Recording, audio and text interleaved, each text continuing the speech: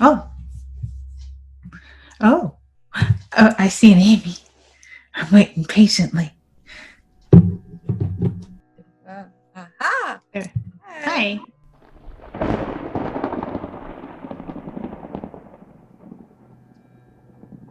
Hi. Today we're going to have a conversation between me and my friend Amy Jane Vosper. Hi, I'm Amy Jane, and I am a fan of horror movies, and I'm a PhD student, and I write about horror as well. So thank you very much for having me on today. Indeed. And in fact, you had a quote from me in your dissertation, had you not? Yes, I actually talk about you a lot in my dissertation, and I talked about you in my master's as well. So thank you for being a constant inspiration to me, Lydia. Likewise. And I mean, all the times on the show on Dead Air and here, I've been like, I really want to pick Amy's brain, or I wish Amy were here. This is the Aw. Amy I mean. Hi, everyone. I like scary movies. And me too. And you also, the biggest thing that we like to do, aside from watch movies or whatever, is talk about movies. I mean, we could talk about movies for hours, and we could talk about everything from little tiny creepy movies, from Addams Family episodes to necromantic and some of the more extreme things, or just straight up like Saw, the Saw franchise films, slashers. I think we could talk for a year straight. Probably. You're absolutely one of my favorite people to talk horror with because you come from this base of knowledge. You know the literature, you know the films. I never have to be like, oh, it was this movie that came out in the 70s and was starring this obscure actor. You just automatically have that knowledge already. So it's really easy to talk horror with you. I feel like we also like a lot of the same types of horror movies and a lot of the same films or have similar feelings to a lot of them. So I don't ever feel like I have to justify my love for something like Curse of Michael Myers and explain it. I also, some of my favorite memories are of us talking horror in like public spaces and totally freaking out everybody at lunch. So it's nice to have somebody to, be ghoulish with. That and having someone who not only fully understands what it's like being the young woman who is fascinated with horror and having people ask like, why horror, you're such a nice girl, not only understanding that and being able to talk about and share experiences with like, oh, when me and my mom watched this when I was 10 kind of stuff. You're shining an academic light on that, which is so precious. And for on one hand, you've said to me before, you don't know people that idly read in an armchair fashion horror academic texts. I've never met anyone that does what you do, so that uses the academic texts. So I think it's fascinating, and it's not a wonder that we could talk for hours about horror.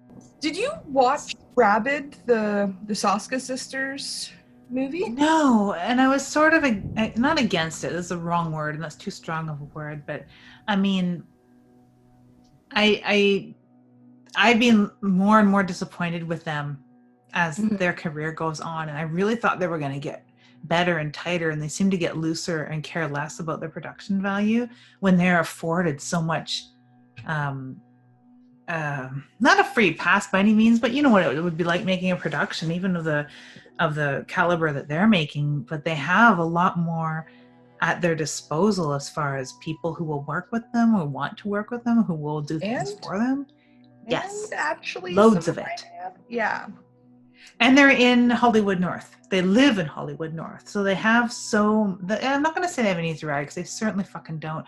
But I would expect that their quality would exponentially increase, and it's not. So I was always like, oh, like, Yeah, there was a lot in Rabid that I was like, I feel like I already saw this done in American Mary. Like just a lot that I was like, this feels the same. And like just certain aspects of it. I enjoyed it. Like it's not a favorite. I wouldn't put it on any list of any description, but I did enjoy it. But I was asking because in the movie, uh have you seen the original? I haven't seen Cronenberg's Rabid, which I really need to obviously watch. So I didn't have a basis, but I don't know if it's the same thing, but like this is a virus that spreads through like contact. So it can be through like if you know, drank from a glass, someone else can drink from the same glass and then they get it and then they kiss someone and they infect, like the infection moves like that. And then there's all these big scenes of them like isolating and quarantining people. And then there's people speaking out and they're like, oh, it's just the flu. It's no worse than a common cold. But then there's people like rabid and dying. And I was like, the connections to what's happening right now was like shocking to me. And I've actually purposely avoided movies like Contagion and like things people have recommended. They're like, oh, it's what's happening now, you should watch it because it feels, and I'm like, you know what, I want to distance myself from reality. Like I don't want to, you know, watch what's happening. But I couldn't believe it. Like that was, it came out 2019, but I think it was made in 2018. So like 2 years ago, and like it, like word for word, some of the things that were said by characters, I'm like, I have read that on Facebook. I've read people say these exact same things, like, oh, we don't need to quarantine. Oh, we're overreacting. You're just causing public panic and all of this. And I'm like, oh my God, like it's the same. It was just kind of shocking to me to see this sort of parallel happening. But as far as movie goes, it was I give it a 6.5 out of 10.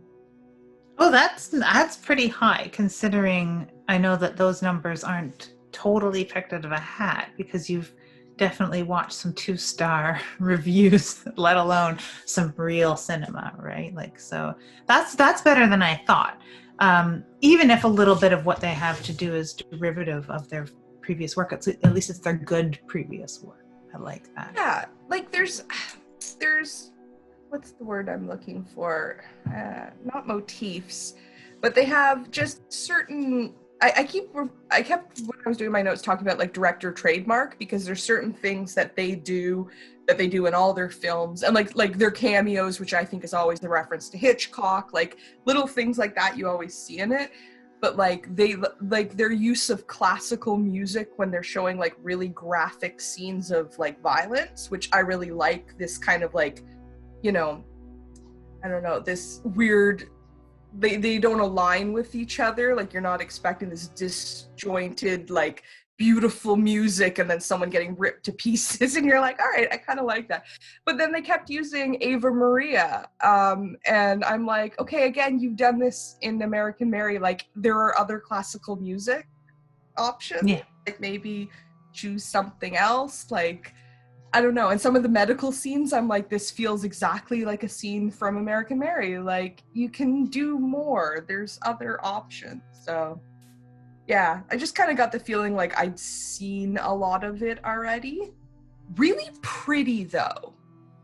Aesthetically, it was very nice to watch, which is something I think that they do a lot. So I like that aspect. 'Cause I'm a sucker for a pretty movie. No, I hear that, and I'll check it out eventually because I really like the original. Like, I do recommend the original. It may not be quite as pretty; it's just not. It's older, but it's so Canadian and it's so Montreal, and there's so much Le Chateau and just things that you would recognize. It's awesome for that. And I mean, I don't know anyone except Nancy Kilpatrick that lives in Montreal, but I'll bet if like it's as memorable as walking by Parliament building, some of the buildings that they're walking past there. Mm-hmm. It's really cool that way. But yeah, it would be really timely to watch right about now because I'm just remembering as much as I can of when it becomes apparent, it hits the news what's going on, and when the girl is on the loose, so to speak. We watched Contagion not too far into this. Yeah, it was interesting because it's like the contagion there comes from the same expected source, the same like alleged source, and the same like it almost has the same name, and it is like a MERS, flu, influenza, and H2N2 or whatever. So it is like one of those. So them talking about the R naught values and all that is very similar to what we're hearing in the news right now. Mm. And the way that it spreads and the way that it was like denied at first and then spread kind of secretly and then the backtracking that they're doing to figure out how things spread were exactly the same sort of news that we had. So it's Oh, like wow. really blurry with reality right now. Yeah, I know. Everyone who was watching it was like losing it about it. Like, you have to watch Contagion. And I just, yeah, I'm like, I'm kind of scared of reality. So I kind of was like, I don't know that I want to, but if it's well made and it's worth watching, I will. I believe it's on Netflix. It's, Yeah. It is. That's where we watched it. And now I have Netflix and Amazon Prime and Shudder, at least for now. So I'm like, I have all the places to watch. Shudder is so fantastic. As far as like new cinema that is cool, edgy stuff, there's one called Luz, Luz, as in the Spanish Luz. Okay. You may enjoy that. That's one that me and Chris watched that he enjoyed quite a bit. It's on Shudder. I might be writing stuff down. I might have paper beside me. I actually I made on Amazon Prime and on Shudder my list, which I've never used on any other streaming site. And I noticed on Amazon they have Spider Baby, which you had recommended to me forever ago. So I haven't got to watch it yet, but I put it onto my list to watch because I was like, oh my God, because it wasn't on Netflix or anywhere else that I could find to watch it. So I didn't realize like Amazon Prime actually has a pretty good selection of movies to watch. I don't know if they do, like, I hate how Netflix has something and then takes it off. So I don't know how that works with Amazon, if it's like stays for a certain period of time, but I watched The Lighthouse on there, which was an experience. I'm glad that you did, because I was going to recommend, I believe it's on Shudder. It might be somewhere else. I wish I had my, I do have my, I took all my entertainment things off that. There's a movie called Cold Flesh. Have you seen a movie about a lighthouse called Cold Flesh? Cold Flesh, no. Yeah, it is a really interesting counterpart to The Lighthouse. Like, The Lighthouse is so atmospheric, yes, and it's pretty and it's dynamic in the way that they get so much out of such a limited cast, limited setting, limited everything, limited words. The guys seem to recycle the same words. Limited spooge. They probably have a bucket of spooge goop that they just dribble around. But Cold Flesh was like the same sort of idea. It's like two dudes, lighthouse, insanity. But there's also a monster. Oh, okay. Yeah. I'm missing. So like, there was monstrous forces at play, but no like monster, No, and I think that sort of like feeds into what we were going to want to talk about, the difference between supernatural in horror and no supernatural in horror. Mm-hmm. And is it still horror? Defining horror once and for all. But like so many people saying it's not horror if it doesn't have supernatural. And then I was thinking, does that include the monstrous, and does that include the cosmic? Yeah, it's so hard to, I mean, obviously this whole horror definition thing could be, basically the first chapter of my dissertation is me being like, here are a bunch of theorists talking about what they think horror is, and here's me trying to pull a definition out of like everyone's little bits and pieces. But this seemed to be like the recurring idea, like this, like a monstrous or horrific force that like changes life as we know it, right? And then there were other ones that are like, it can only be one thing that's different from real life, which is the monster. And if life is different in general than what it is to our reality, and there's monsters or whatever, then it's fantasy or sci-fi. It's not horror. And like these weird like divisions.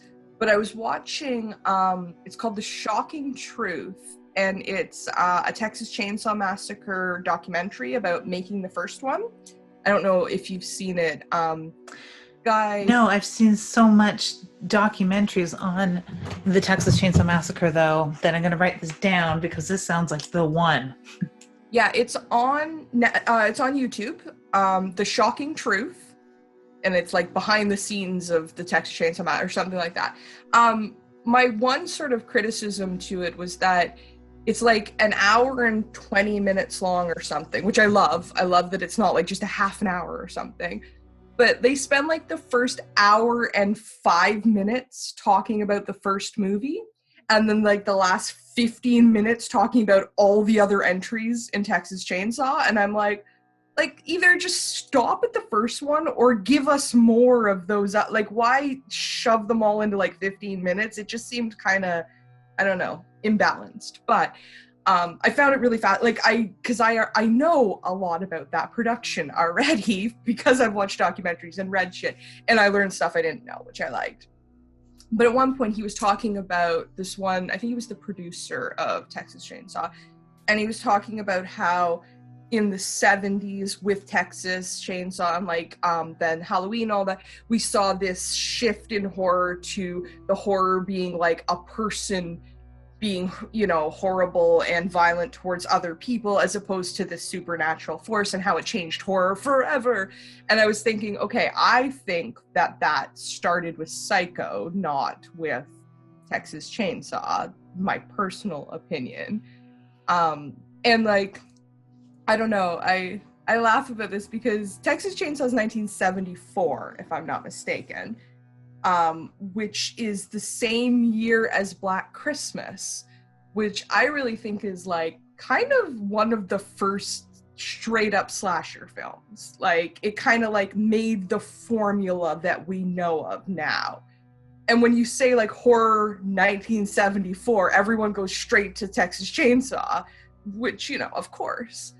But I'm like, what about Black Christmas? Like, something other else was happening, and they're different. Like, yeah, they're both, you know, graphic, gory kind of horror, but they're a different, I don't know, there's a different vibe in these movies. So anyway, when he said that, I was like, oh, okay, yeah, I need to think about this idea. I don't know. I think one of the biggest differences between those two, aside from like you have this like American as American can be, it's called the Texas Chainsaw Massacre. You can't say like USA any louder than that. And then you've got this sleepy little Canadian thing that is like hidden, and maybe I don't know what the screen time would have been. We would have had to compare how many people in seats they had and what their North American release was as a whole, let alone their Canadian release. For I'm assuming that there would be like more Canadian screens for Black Christmas, and the timing of the releases. I don't remember when each came out, like what month, right? Yeah. Like, was it January, the dreaded January dump month? Like, is that when it hit? But like, aside from all those other like really analytical comparisons, one is someone's coming into a home and it's that invasion on a very feminine scale, not only because it's sorority girls being attacked and it's a very female centric movie, with interesting feminist strides being made sort of subversively, quietly in that movie. But like, it's someone coming into the home, where the other one is other people going out into someone else's home and getting slaughtered. So they're like so polar opposite. It's such an amazing dichotomy of this two-faced horror that we were dealing with then. But you're totally right that like on screen there was no like supernatural element really that we know of. And really kind of the first time, like maybe it's to do with how fun it is to do effects and have ghosts and ghoulies and supernatural elements and have them portrayed on screen, and how it's kind of hard to show madness. Maybe it took someone like Hitchcock to really be able to bring madness to the screen. But like, because in books, there's been the madness of man in the Gothic for so long, and that was like the cornerstone of so much horror, where I've never understood when literary types say that horror has to have a supernatural element. I'm like, okay, so then you're throwing out half of the historical horror. So, okay. Mhm. But maybe, do you think that maybe, my brain wants to say Anthony Perkins. Anthony Perkins. It's not Anthony Perkins, isn't the character. Oh my God, what is the character's name in Psycho? Norman Bates. Norman Bates, thanks. Maybe it was Norman Bates's mother haunting him and he wasn't so mad after all. Ooh, interesting. I never really thought about like bringing in this kind of like supernatural aspect to it, because you can wonder about these things because there's something even in Black Christmas, like you're wondering like what's up with Billy? Is he a supernatural unkillable killer? Because we get to that point in, you know, with the Friday the 13th and with Nightmare on Elm Street, like they are supernatural slasher killers. Even Michael Myers, we think he's normal until the end when Loomis shoots the shit out of him and he gets up and walks away and suddenly like, oh my God, no. So we have this sudden like the supernatural plus like the madness and the horror of man coming together. But we still kind of like, I don't think people usually associate slasher movies with supernatural elements. Like it's like we almost ignore that aspect of it. We're like, yeah, technically they're unkillable, but like whatever, you know? Where like something like I'm just pulling, but like The Conjuring or Rosemary's Baby, like the supernatural element is the main focus of. Oh yeah, that's fine. That's fine. Hi, sweetheart kitty. I just want to knock everything down. I had all my, look, now they're all laying down. It's fine. It's fine. She's sweet. She's sweet. She's rude, She but she's sweet. Sit right on this spot on the side of the couch. That's her Oh, that's perfect. It's an arm. She's an armless cat. Likes to sit there. I think like it could be part of us explaining away the supernatural so much that it sort of like sucked all of that out of it. Now that we can, you know, with abnormal psychology, really understand that that madness exists in man without a supernatural element, that maybe forcing like a horror into a supernatural box is a holdover from when those things were otherwise not explained. That makes a lot of sense because like even when, you know, in 1960 when Psycho came out, there wouldn't be that many people, like they know about psychology, they would know about, you know, madness and a little bit of that, but even, yeah, this idea of this man going mad, there'd be something almost inhuman about that. And he dresses in his mother's clothes and he talks in his mother's voice. Like these are all things that we can associate with mental illness now, but at that time it would have seemed so far removed from everyone's everyday life that there would have been this like supernatural or, you know, unnatural element to that. Where yeah, now we can kind of explain a lot of it. And that's really interesting. I don't know. I want to think of this idea of like Mrs. Bates as a ghost.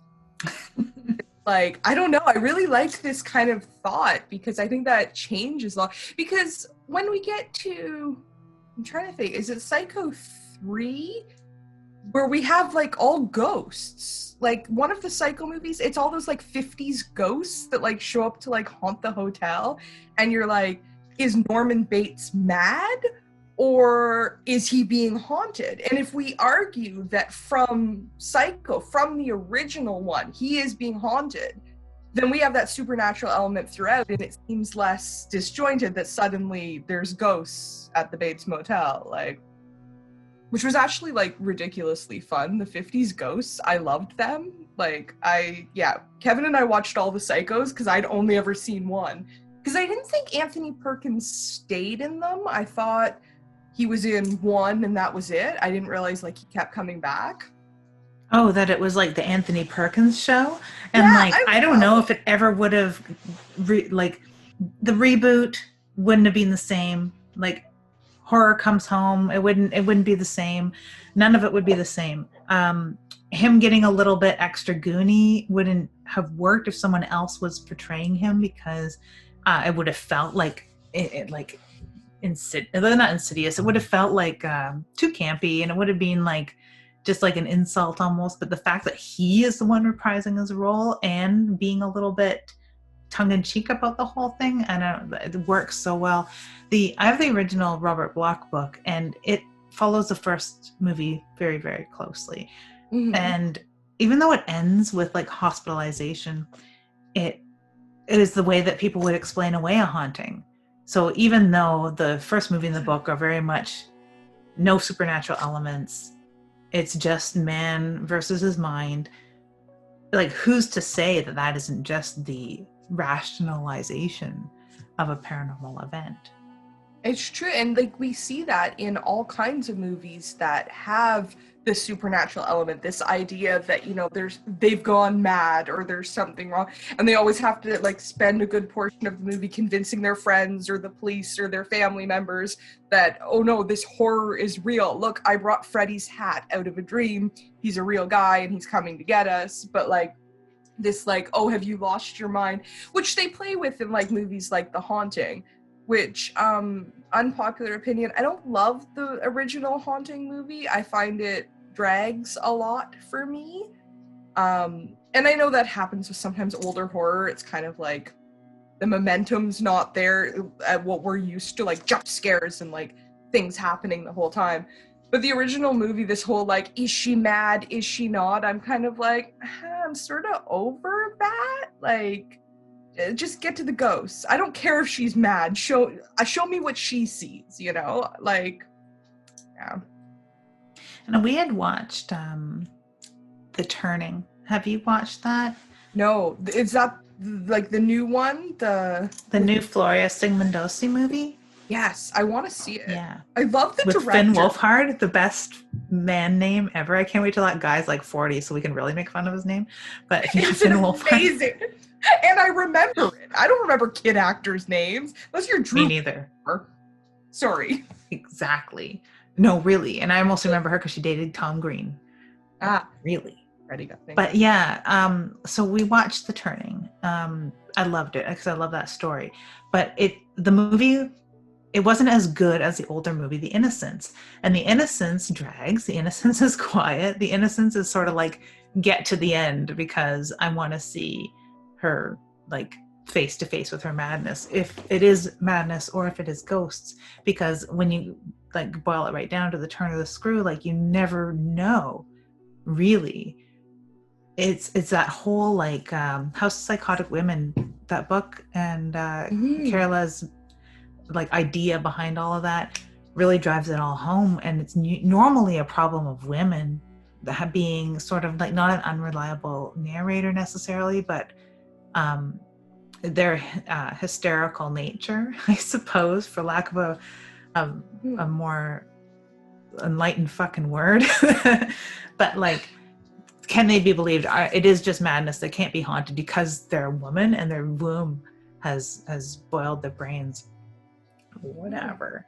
So like normally that's the problem of women in those hysterical movies where they can't be believed. Like Let's Scare Jessica to Death, which I find a really sleepy movie, but it has that sort of, am I gaslighting myself kind of question behind it all. Right away, I was going to Gaslight because you can't help but think about Gaslight because of this idea of madness and haunting and like this, is it, you know, just in women's nature to be hysterical and to be victimized by either their mind or a spirit or whatever. But I think, yeah, this idea of this unreliable narrator is really important in those movies because, and in something like The Haunting, where you're like, okay, is it ghosts? She's narrating. She's telling us that like, oh, these are the scary things that are happening to me. And it's happening in her head, but we have to be like, oh, wait, is it just happening in her head? Or am I seeing, like, I love when you watch a movie and you find out like some weird twist at the end, like, oh, he was a ghost all along or whatever. And we get those flashbacks to those moments where he was talking to himself or whatever, you know, the scene was. And I love those where suddenly you're jolted out of this like feeling like, oh, I can rely on that narrator. He told me this story, he told me the truth. And now you're like, fuck, everything I just saw, what's true, what's not. Like, that is a really powerful, and I like that a lot better than the, like, it was all a dream. Like, I don't know. That always feels like a bit of a cop-out to me.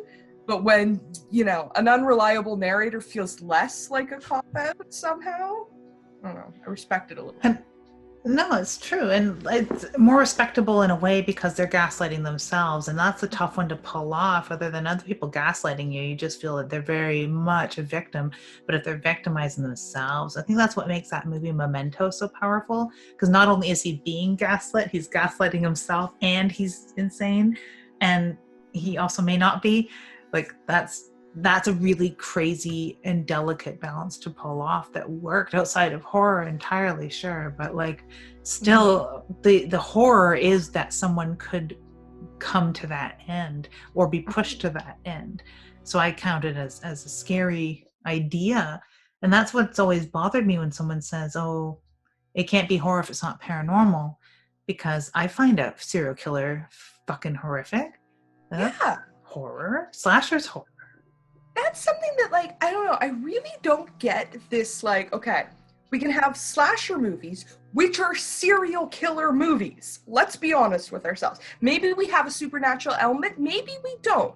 But like Scream, he is not a supernatural killer. These are humans with, problems and issues and motivations, and they kill people. And then we have serial killer movies.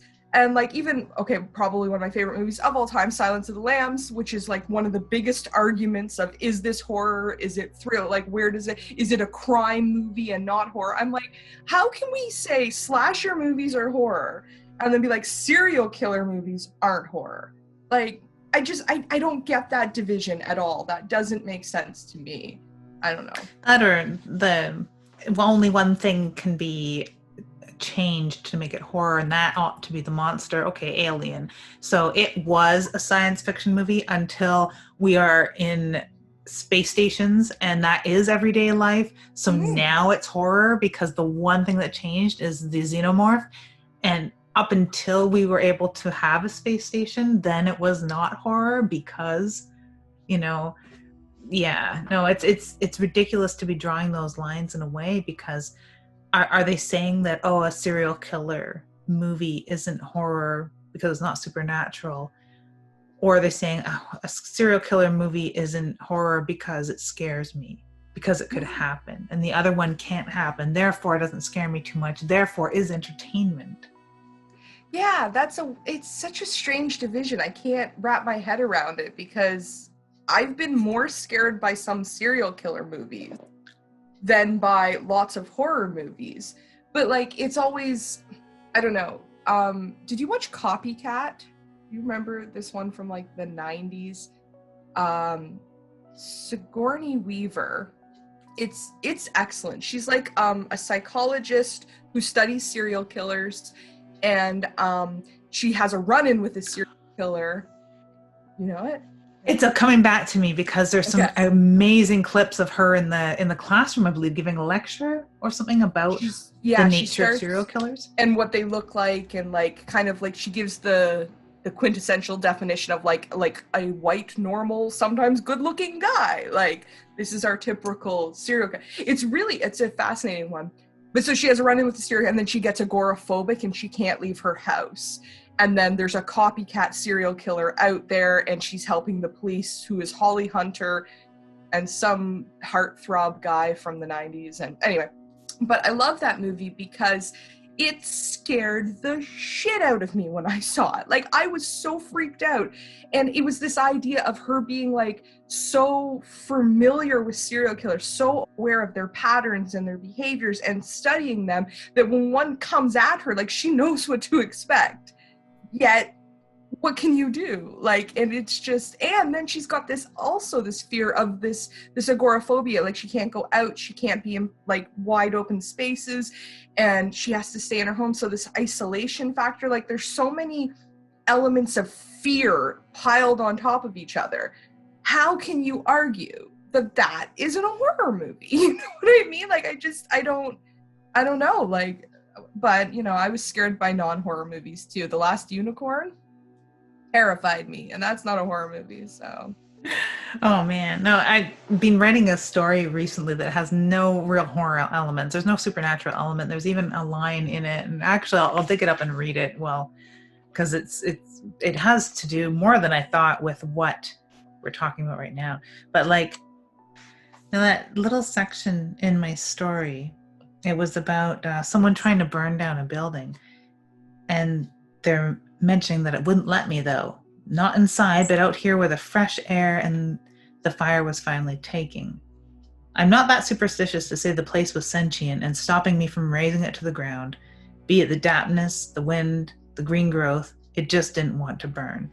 So like through this whole story, it's very apparent that this person's having some psychological breaks. But even then themselves are saying, oh, it's not the building doing this to me, and putting it out there, because does get to a point in the story where the reader could be like, well, maybe they're at the whims of some other larger force, be it supernatural or not, but it's something to do with the ground and Indian burial ground, which was the excuse for so much horror during the 80s. But they put that to bed right away with just saying, like, I'm not the type to say that this is supernatural. So hopefully that will carry on to the audience too. So the audience will be like, oh, well, then I guess they are just that crazy. Because I really want to drive home that, yeah, they really are just that crazy. What is this story? What is it for? That one's for hopefully an upcoming episode of The Wicked Library. Ooh, that's exciting. It is. It is. But who knows? Like, I don't know. It's like I said, this particular story has given me nightmares the past couple nights. It's just absolutely unsettling for me. But I don't know if that's going to translate to other people. And I'm also of the mind that some of my work that I think is my best work was never really appreciated by other people. So I'm like, maybe because this one's doesn't feel like my best work, but it's very unsettling, giving me nightmares, maybe it will be of interest to other people. I don't know.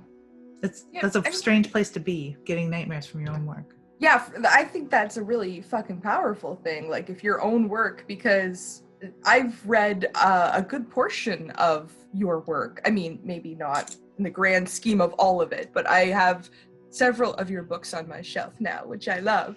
And like, you write some disturbing shit, and you do it with this like this clinical way of describing things that feels so removed from the emotional aspect of it. Like, you're describing something super fucking horrific, but you're not like I don't know, there's no emotional attachment to it. It's like you just walked into it and you're describing like a crime scene and like how it would be written. And I think that there's something about that makes it so scary that you're like there's no, I'm gonna hide this part or not tell you or like sugarcoat this. Like, you're getting everything exactly as it is. And I think that makes it easy for me to picture it in my head, which I think, again, is like a good writer can make you recall that imagery, right? Like, you can picture exactly what they're talking about. And the way that you describe things, I think, is one of the most powerful and horrific parts of your writing. So, yeah, I think if you're scaring the shit out of yourself, you're going to scare the shit out of your readers. So I hope so. I can only hope so. Like, it's another one of those ones that I do leave a lot to the imagination, and there is a lot of things described for other people to envision. And it's not necessarily spoon-fed, but the person is leaving the reaction up to the reader too, in a lot of ways. So like, I don't know. I liked stories like that, and that was my draw for the gothic and the cosmic and horror that is not necessarily supernatural. And things like, there's the scarier parts of Silence of the Lambs aren't Clarice explaining to us or to Lecter what he or Buffalo Bill has done. The scary parts is Hannibal Lecter talking to you about fucking anything. Mm-hmm. Oh, he's so powerful in that role. I was just watching Dracula, the 1992, and then I was reading trivia about it, and it was saying how Anthony Hopkins had just come off of the popularity of Silence of the Lambs, and he was like this, like, you know, in-demand star. And I'm like, hell yeah, he was. Like, you see somebody be Hannibal Lecter, like, there's just, like, that actor And I love when like you see Anthony Hopkins being adorable because he still scares the shit out of me. Like just the look, like when he looks straight on at the camera, like he can be doing the nicest thing ever, but all I picture is him like eating people. Like, and I don't know, there's something about this like charming, normal, educated, cultured man who turns into this like ravenous beast out of nowhere, this switch that flips that makes that so scary, right? And again, a human story. There's no real supernatural element to. I'm trying to think of Silence of the Lambs. I don't think there's any supernatural, really, right? Like he. No, unless someone, and I think that a lot of that um, that line drawn in the sand has to do with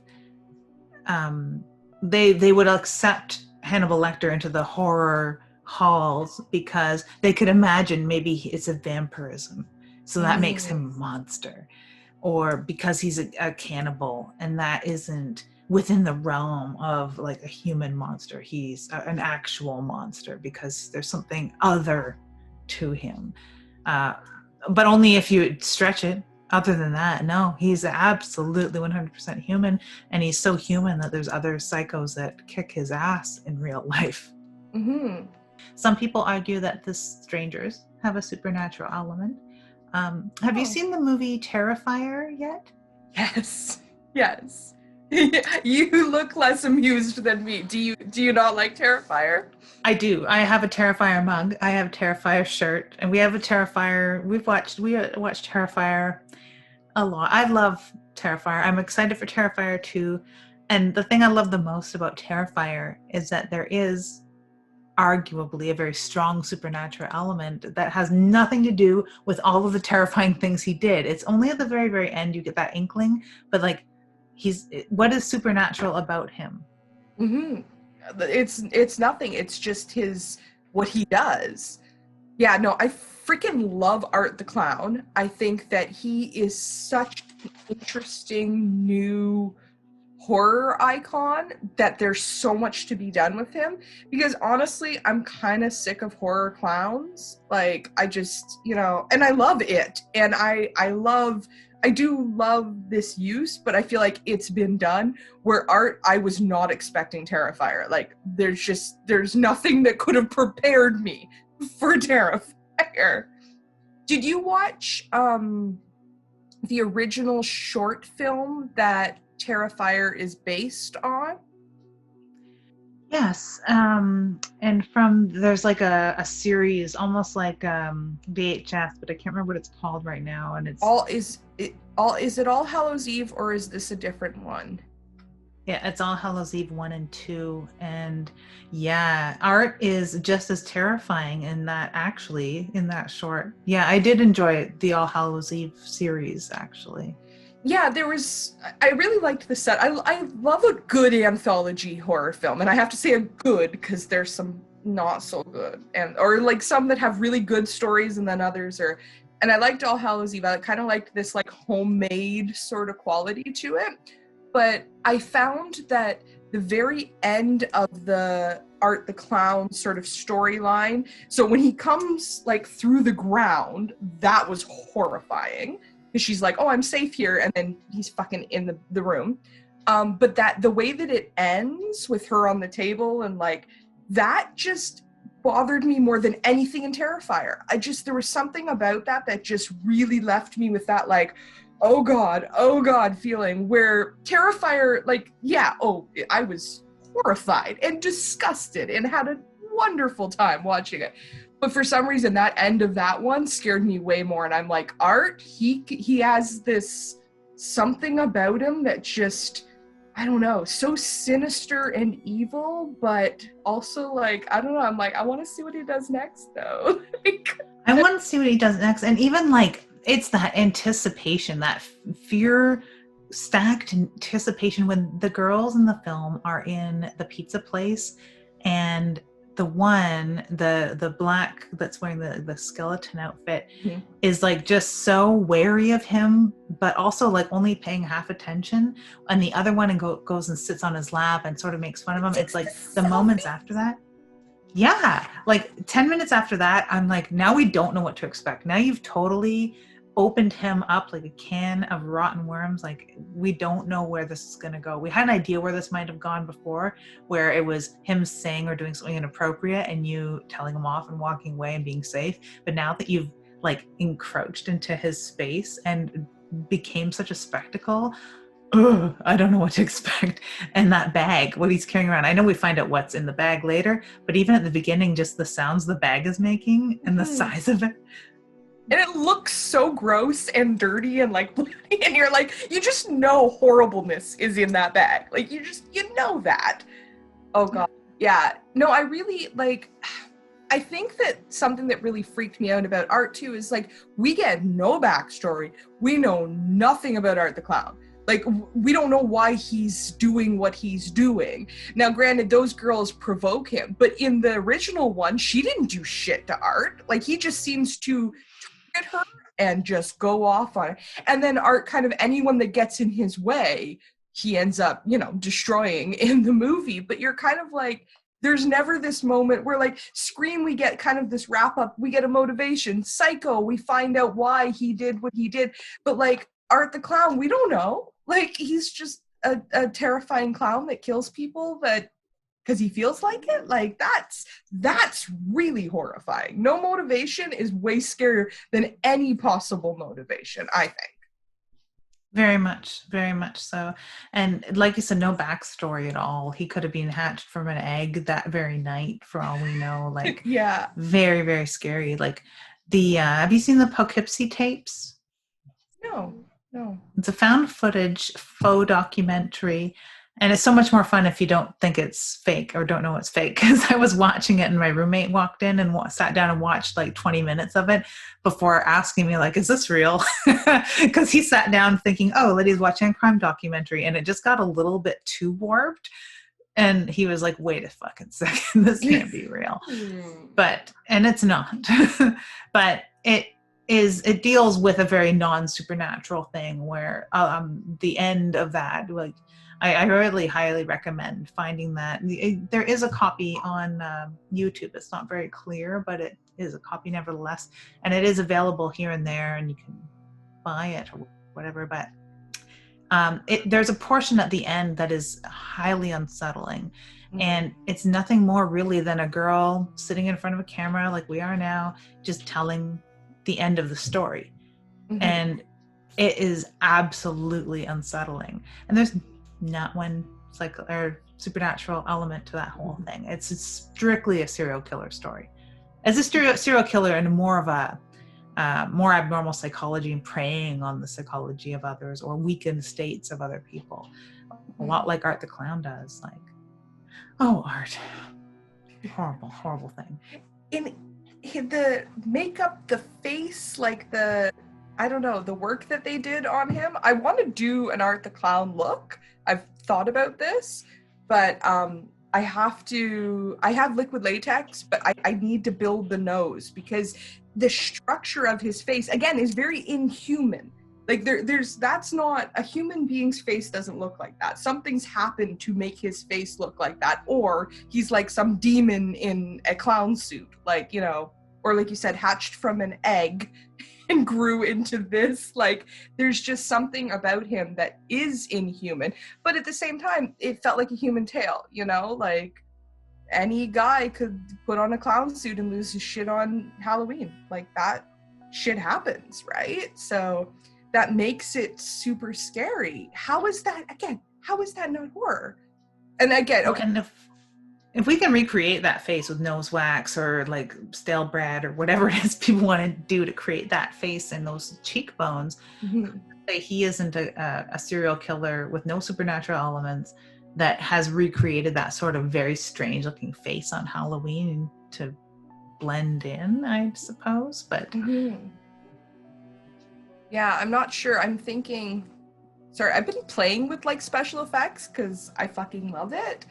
And a lot of it's like done with like cotton balls and that sort of thing. So I'm thinking like I can build, but it's a lot harder to build. And also, I don't know if you've worked with liquid latex, but you can't paint it with normal like face makeup.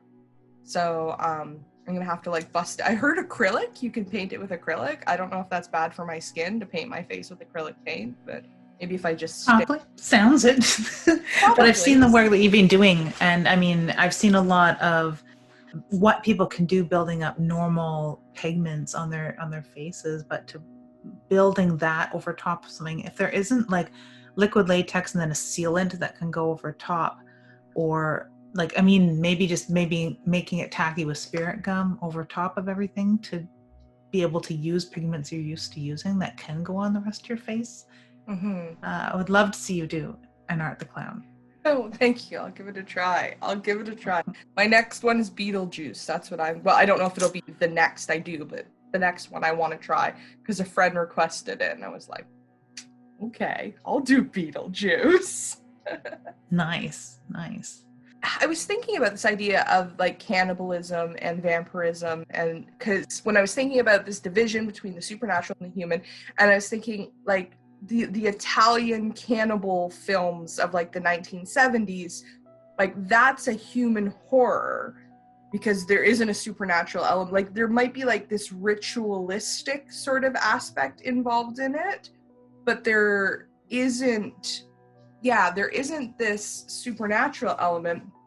But to someone who doesn't know about cannibalism, or this idea that there's places in the world we haven't traveled or explored, so there could be people living this like scary life where they kidnap people and eat them, like that's terrifying and horrific and maybe not supernatural, but so again far removed from our reality that it's like is it a supernatural sort of thing? Because cannibalism is not something we think about in regular society, but it's happened. We know it's a historical thing. I just watched a thing on the Donner Party. I don't know, do you watch Caitlin Doherty, The Good Death? Ask More. I do. I do. I love her, and I wish that I was her, because she is like the coolest individual in the entire planet. And between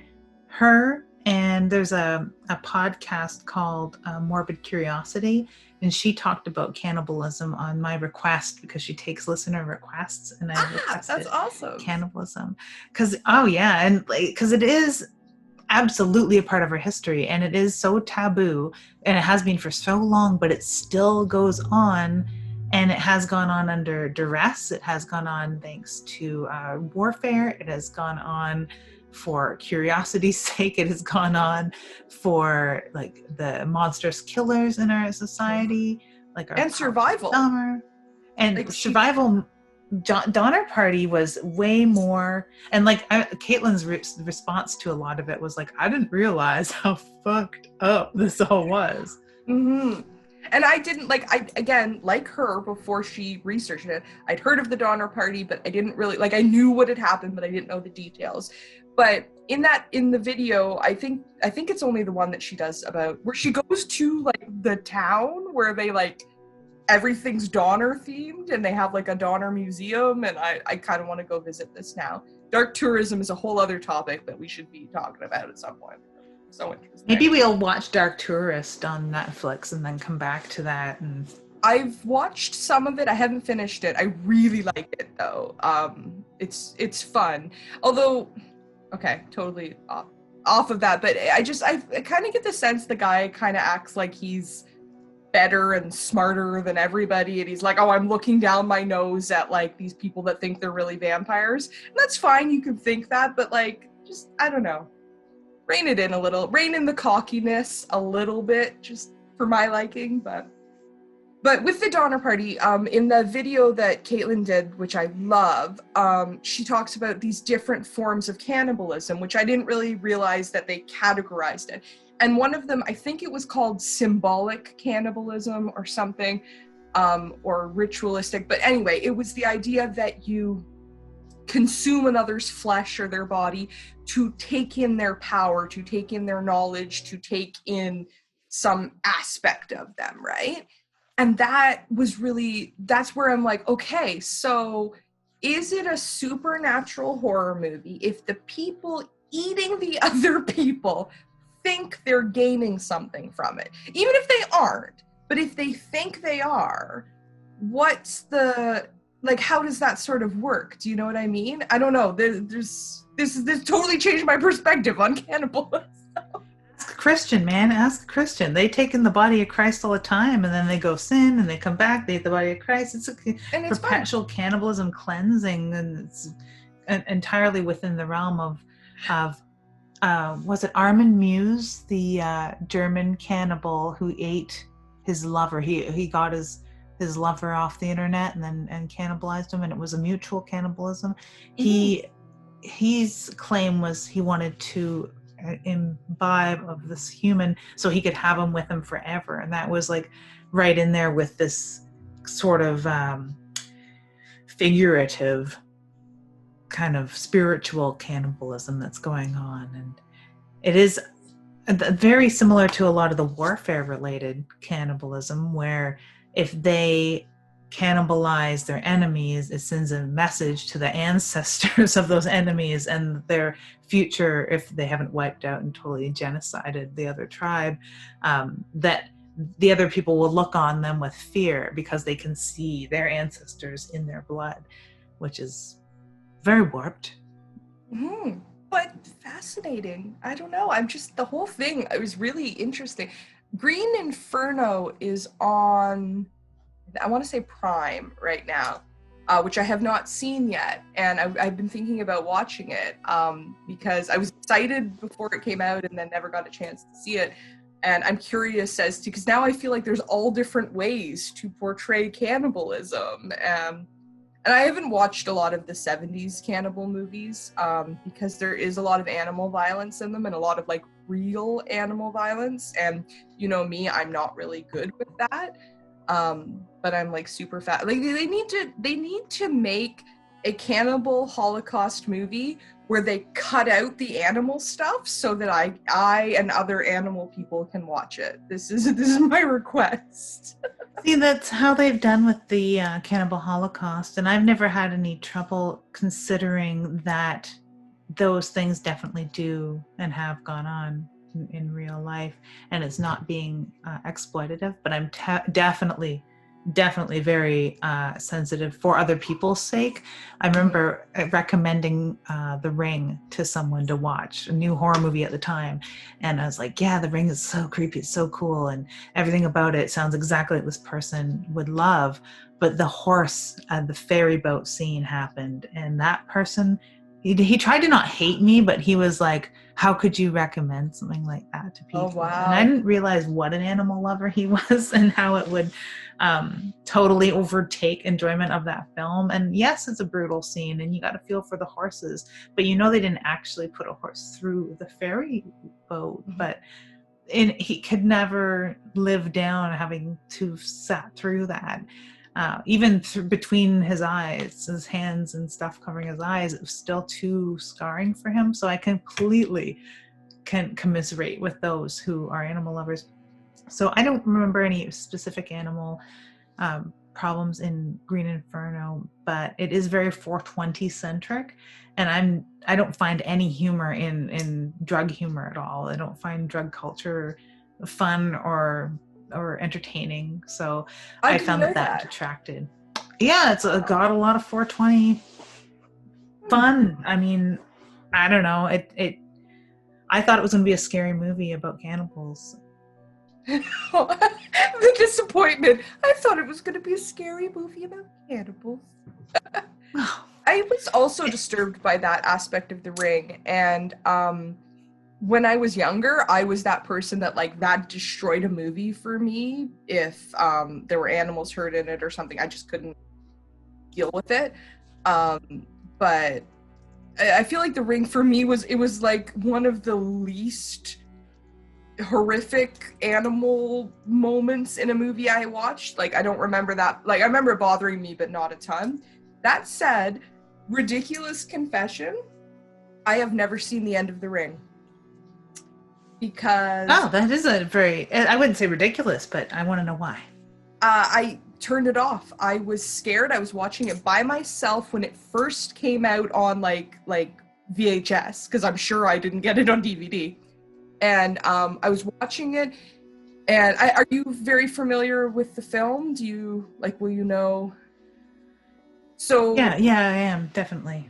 my memory, and once I've seen it once. I've seen parodies of it like a million times, but so we think the story's been fixed and wrapped up and the story is fine, and then her TV starts leaking and Samara starts like coming out of the TV, and I had this moment of like, oh, everything's good. We've solved the ring, the mystery's solved, the curse has been lifted, and now her fucking TV is leaking and there's a creature crawling out of it. And I was like, yeah, nope. And I stopped it and have yet to ever watch the end of it. And I really regret not just like powering through and seeing how it fucking ends. But that really disturbed me when it came out. And like, now I don't think it's as disturbing as some of the other things that I've purposely watched by choice. But yeah, The Ring, I don't know, that bothered me. And I watched Ringu, the Japanese version of it, from start to finish. But that was again later on when I was older. Oh, and there are like some slight differences, and it's that production level that can also really do something for the presentation and you as an audience member, and how you're, watching this with some sort of blinders, because there's so many distractions in just production quality alone. And you probably have a better grasp on what I mean there, because I barely do. But like when the sound isn't as good or the lighting isn't as good, those are all like distractions. Whether you like it or not doesn't really enter as much as, is this not as effective as a thing that can scare you, because you're paying more attention to how the architecture looks, or the dark shadows are too dark, or whatever it is. When they've dialed in stuff in The Ring where, it's unsettling, like that portion where the fly shows up on the screen and it almost looks like it's on your screen. Like Wes was even tricked that he thought a fly had landed on his screen, because they do the Foley so well and use a stereo mix so well, and then they have the fly land and it looks so crisp, and then she takes it off of her monitor and it was supposed to be in the video. So like that's mind bending shit right there. Mm-hmm. So I could see someone being a little more unsettled watching The Ring as opposed to Ringu, just on a production level standpoint. And I'd never seen anything like that. Like I've been a horror fan for a very long time, but The Ring was like, it was new. Like that was a new thing to me. And now we have so many like Skeleton Key and The Grudge and like those movies that kind of had a similar sort of, well, how many of these are actually just movies that are remakes of Asian films, horror films that are American remakes? So it kind of became a popular thing. But The Ring was a standout, I think, when it came out. So yeah, that one really bugged me. And I always threatened to put Kevin in a well, so I feel like I have a special relationship with The Ring now because that. That's adorable. It is. I mean, aside from having my friend react so badly to the horse scene, Chris is a fan. We have a Gary Pullen original artwork of Samara on one of our walls out there, and he has cool. A Ring themed tattoo as well. So it's like very Ring centric house. Okay, so he would be horrified to know that I've never seen the end. So I guess go and watch. Somewhat. Well, he would his attitude toward you having or not seen the end of The Ring is totally moot. When you threatened to put Kevin in a well, you're definitely high up on his hero list, I'm sure. No ill will toward Kevin, just having the guts to throw someone in a well. That's awesome. But yeah, and I like that in a way. Like you need to see the end. Like if you watched up to the end of The Woman in Black, and this whole like the spirit is even more angry, even though you've done what you think as an adjusted human it would have wanted you to do to put it at rest, and how it's backfired terribly. I do love those backfire things. Mm-hmm. I gotta point out though with cannibalism, where you had mentioned it being something that could be taken as almost supernatural to people because it wasn't within our lexicon. It was something totally outside of us and outside of polite society and blah blah blah. I love how it's mentioned in the, not so much in the film Psycho, but the book Psycho. It opens with this overweight, greasy, inches away from whacking off over nudie magazines kind of guy. And in the 50s, that's like so untoward. And Norman Bates is not this kind of nerdy, quiet, svelte person that we meet. He's like a very gross, piggish, abrupt individual in the book. So he's not like, because you know, like Anthony Perkins, a good-looking guy, and we sort of feel for Norman Bates just because he's like this weedy little shy guy, but he's not in the book. And he's reading a book about making skin drums and cannibalism and all this, and the Andes or whatever at the time. So it's almost like, as a reader, you're like, well, no wonder he's cursed because he's thinking these ungodly thoughts and he's reading this ungodly, probably banned literature. And his mother, like his idea is like, my mother would kill me for reading this. And my mother says this about that. My mother says it's tainting me. So they're sort of setting up that maybe there's like supernatural something because he's dabbled in this occult thinking of cannibalism. I love that. That's interesting. I need to read this book now, obviously.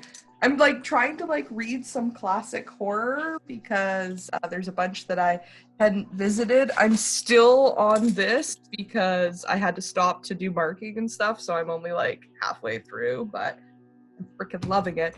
But yeah, no, I love Psycho. Like, it's, you know how there's certain horror movies, I don't know, for me, like The Shining, Halloween, and Psycho, like I know inside and out. Like, I could probably recite the majority of the dialogue in any of those three films, you know? And to have not read the book, I feel like I'm like, it's like blasphemous in some way that, you know, I take that much pleasure in a movie and I haven't actually read it. So I'll have to visit that. But yeah, this idea of like, I don't know. Okay, so the character of Norman Bates, it is based in part on Ed Gein, is it not? Am I correct in this? Apparently not really. Oh, okay. I thought he was.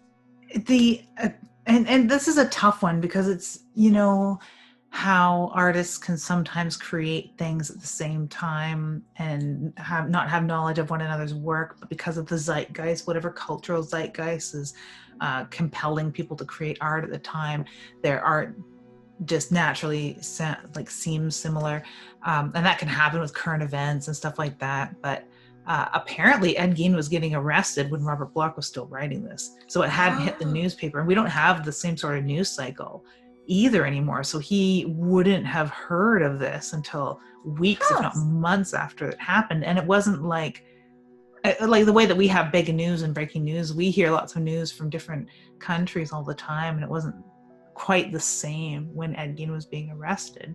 So he finished the manuscript, I think, a month before he got arrested to hear what Robert Bloch would have had to say about it. But who knows? Maybe he's just saying that. I don't know. He could have, or he could have heard about it tangentially. You're in a cafe and there's chatter behind you. You're not paying attention to it, but subconsciously you're taking this all in, and maybe he went and had a dream and then wrote the manuscript, and it was all happening at the same time. So it seemed to him that when he heard of it a month later, after putting this manuscript to bed, he thought, how uncanny, right? Mm-hmm. The movie's a whole different thing. Script, that's totally different. But the book, which is very close in a lot of ways, no, yeah. I didn't know that. I thought it was one of the stories that was like, you know, inspired by him, because I remember, like, because okay, when you read about Ed Gein, horrifying, terrifying, like, and again, real person, like, important distinction here, like, versus, you know, a narrative that we've taken from a book or a movie or whatever. But like, the crimes of Psycho, at least in the movie, because again, I don't have the book reference, aren't as horrific as Ed Gein's. Like some similarities for sure, but not as horrific. When I was watching that documentary on Texas Chainsaw Massacre, they were talking about how like it was, that storyline was very much inspired by the stories of Ed Gein and what, you know, he had done, and these were worse, right? But again, we have these like reoccurring ideas like the cannibalism and this like this idea that the corpse has some kind of power, like he was digging up corpses and bringing them home, and like he had this weird like relationship with his mom that when she was gone he couldn't function as a human. So like when you think of I can't function as a human, I think like you can't grocery shop or shower properly, not you go to the cemetery and like dig up bodies and bring them home and think, oh, this feels normal, you know? So yeah, there's something like that. Real life horror is so much scarier than what we can put in film. But yeah, I don't know. I always thought Psycho was. I feel like I'm like mind blown. I'm learning so much right now. Wow. I think it's in almost every documentary that has to do with Ed Gein. They say that he inspired Texas Chainsaw Massacre and Norman Bates, and he inspired this, that, and this and that, and he's Buffalo Bill, and he's everybody. So yeah, I can totally understand why everyone would think that, but it's being said that he wrote it without any knowledge of it. Although I am definitely on the side of he may have tangentially heard about it and it influenced him without his knowing it, because I know that that's happened to me and many other writers where you hear of something and you think it's an original idea, but it is so very similar, just like him having his mother's corpse there. Like that is like how many other people do you know with their mom's corpse? None. You know? Ed Gein and Norman Bates. It's true. There's certain like aspects of it that we keep seeing, and like this idea that like our communal cultural psyche has been impacted by these stories that become like myths onto themselves, right? So in reading The Shining, they talk a lot about the Donner Party. Like there's a constant reference to it, where in the movie there's this brief moment where Dan brings it up in the car and he's like, oh, I know about cannibalism, I saw it on TV. And then Jack does his like, you know, great, oh, we saw it on the TV, and like this like, you know, moment of that, and then it's kind of like forgotten, where in the book it's this underlying theme that there was this real horror that this like literary horror, this fake horror has attached itself to, and it's carrying the like repercussions and the atmosphere like of that. And I find that to be, that's why like I love this idea of dark tourism. And like I don't know, do you watch a lot of like horror YouTubers and the horror tube sort of community? Do you follow that? Sometimes it depends. Lately I haven't had a lot of time, unfortunately, but when I'm all out of BookTube things to watch, then I definitely do. And like I also watch a lot of like creative writing stuff too, and some of them are quite lengthy. But The Shrouded Hand, I will watch his channel from time to time, and there's a few others that I just can't remember the names of right now that will do like a horror. They're almost like basically mini horror documentaries. That's what I really love about horror too. But yeah, I feel like I learn things, they research it, and I'm like, cool, like you looked. And then sometimes admittedly I get sort of mad because some of them are just like they'll mispronounce a word or something, and like I get it too. Sometimes I just read a word so I can't do it. But macabre, come on, like just certain like, macabre. Yeah, macabre. I'm like, macabre. You should know these words. But there's this thing I'm noticing in the horror community on YouTube, particularly, and it might be in real life too, but like this like separation, like I like horror, but I don't like true crime. And if you like true crime, like you're kind of sick and you shouldn't be like you're glamorizing it, you're celebrating. And I'm like, I do not think I am glamorizing true crime. But that said, like, I took a Jack the Ripper tour in London and it was amazing and I loved it. And I wouldn't, like, to remove that situation, I wouldn't want to not do that. Like, when we did New Orleans, we got to like the Bloody Mary Museum. It's a haunted museum, and it's actually in a house where a murder took place that involved cannibalism, and like dismemberment and all this nastiness. Yay! Yeah, it was fun. Kevin got so the creeps in this house. He's like, I am so icked out. I did not have that same reaction. But like that added to the aspect of this museum, that it was in this place where this horrific thing took place. I go to Salem and I would definitely say that is based in dark tourism. Like that town is living and making its, means to survive off of dark tourists. So it's one thing to be like, oh, I love serial killers and to have like, I don't know, a shrine to them. But like, if you're just like interested in the history, I don't know. I don't think there's anything wrong. And I'm noticing this condemning of true crime fans. Maybe fan isn't the right word, but I don't know. I always have a hard time with the word fan because I'll be like, oh, I'm a huge like Jeffrey Dahmer fan, or I'm a really big Ed Kemper fan. Like, I'm not a fan of the person in that thinking or being misguided into thinking what he did was worth celebrating, or that he was within a right to do any of the horrible things he did. Like, no, that's not it. It's like a fanaticism with the idea that someone that broken can exist, or like what limits other people can push one another to, and not in a good fucking way. Like, I don't know another word. Like, we definitely need another word, because as much as I'm not gonna like say I like to be like bullied into hiding a fandom of true crime or anything similar is unfair, but I do agree that maybe we need another word than fan, because like it's tough. What other word, man? Like, and that's the tough thing of it too. Like I'm an enthusiast, but that also sounds like fan. Like I'm enthusiastic about it. Like, no, I just Caitlin Doughty is a death enthusiast. And she's like the deathlings, and are the deathlings and death enthusiasts like looking to die or kill people? No, but they're interested, and I think that she has a really healthy and positive way of approaching. I also like when you like Google her, it comes up as celebrity mortician, and I'm like, oh my god, I wish that was like my tagline would be like, oh, Amy Jane, celebrity mortician. Like, yeah, it's a good career aspiration. But no, I don't think there's anything wrong with being interested in those things. Like, as long as you're not like, oh, they did a good thing or something, but like, just like interested in the history.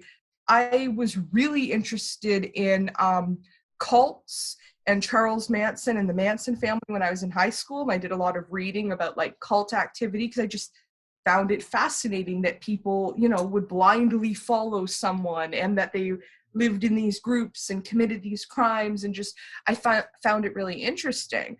I don't want to join a cult.